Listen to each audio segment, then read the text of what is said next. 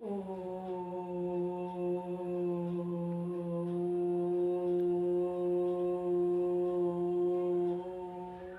शांति।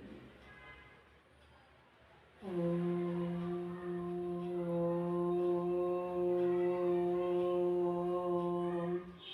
शांति।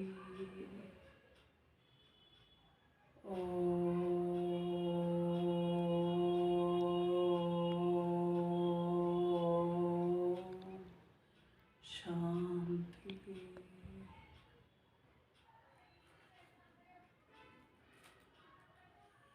ब्रह्मा विष्णु देवता शंकर को सूक्ष्म लोक में दिखाया गया है।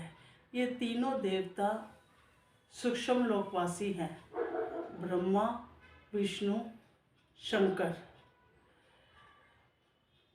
ब्रह्मा का काम है सृष्टि की स्थापना करना।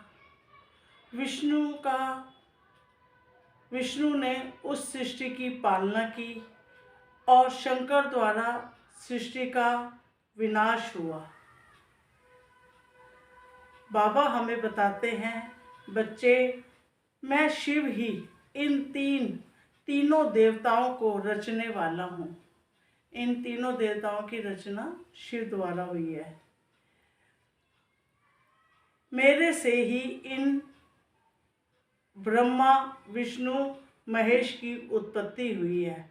अर्थात मैं शिव जब संगम युग पर धरा पर अवतरित होता हूँ तो मुझे भी साकार लोक में पाठ बजाने के लिए साकार शरीर की आवश्यकता पड़ती है, जिस कारण मुझे भी 60 साल की उम्र के लेखराज के शरीर का आधार लेना पड़ा, जिसे शिव बाबा ने अपने अवतरण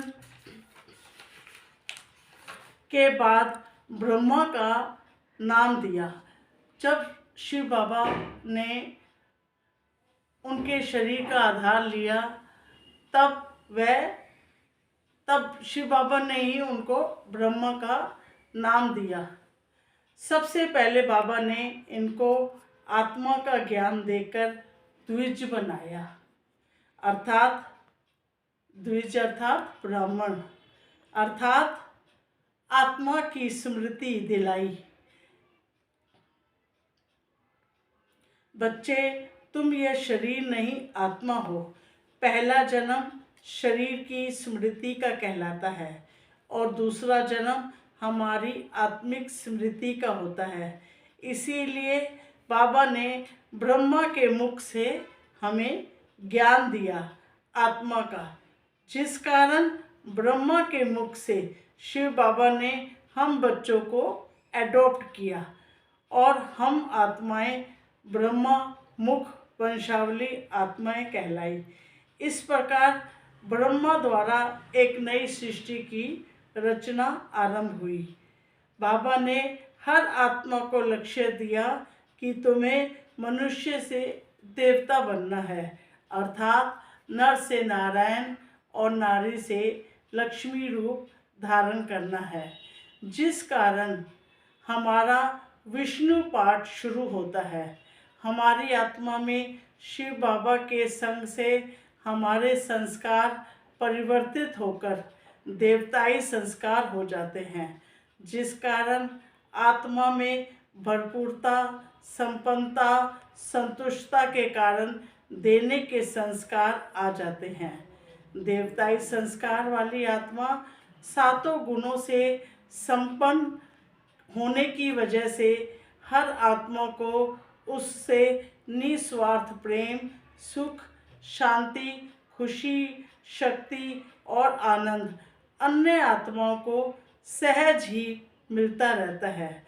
आत्मा ही लक्ष्मी और नारायण दोनों के गुणों से संगम युग पर संपन्न बनती है। तभी आत्मा की संपूर्ण देवताई स्वरूप को विष्णु कहा गया है। बाबा से ज्ञान, योग, धारणा और सेवा से जब चारों सब्जेक्ट से आत्मा सर्वगुण संपन्न बनती है। आत्मा जब मन बुद्धि में एक शिव का ही ध्यान करती है, जहाँ आत्मा मैं और मेरे की दुनिया का विनाश करके आत्मिक दुनिया में रहती है, तब यह 5 विकार रूपी सर्प आत्मा रूपी गले के हार बन जाते हैं। अर्थात आत्मा को अपने सोमानों का नशा रहता है। वह अपने शुद्ध आत्मिक अहंकार के नशे में रहती है।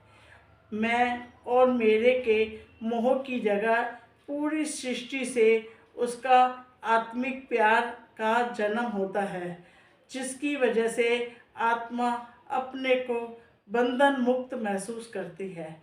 क्रोध का उपयोग वह अपनी अवस्था को बनाने में लगाती है। अन्य आत्माओं को सुधारने में अपनी एनर्जी खर्च नहीं करती, बल्कि वह अपना जीवन को बाबा के प्रेम से स्व परिवर्तन करती है। स्व परिवर्तन सहज ही अन्य आत्माओं को बदलने के लिए प्रेरित करता है। तभी बाबा ने कहा है, बेटा, स्व परिवर्तन ही विश्व परिवर्तन करेगा। अगर हर आत्मा अपने को परिवर्तन करने में लग जाए तो विश्व परिवर्तन अपने आप ही हो जाएगा। बाबा कहते हैं, यह समय है संगम युग, महापरिवर्तन का युग है। इसमें आत्मा सतो प्रधान बनेगी, तभी प्रकृति भी सतो प्रधान बनेगी। हम ही धीरे धीरे सतो प्रधान से तमो प्रधान बने हैं। अब संगम युग में हमने स्वयं ही सतो प्रधान बनना है, मतलब खुद को सतो प्रधान स्वयं ही बनाना है, और प्रकृति को भी शुद्ध पवित्र वाइब्रेशन देकर उसे पावन पवित्र बनाना है। यही सच्ची सेवा है। अर्थात आत्मा ही ब्रह्मा अर्थात ब्राह्मण बनकर आत्मिक सृष्टि का निर्माण करती है। इसीलिए वह अपनी मैं मेरी की सृष्टि का विनाश कर शंकर की तरह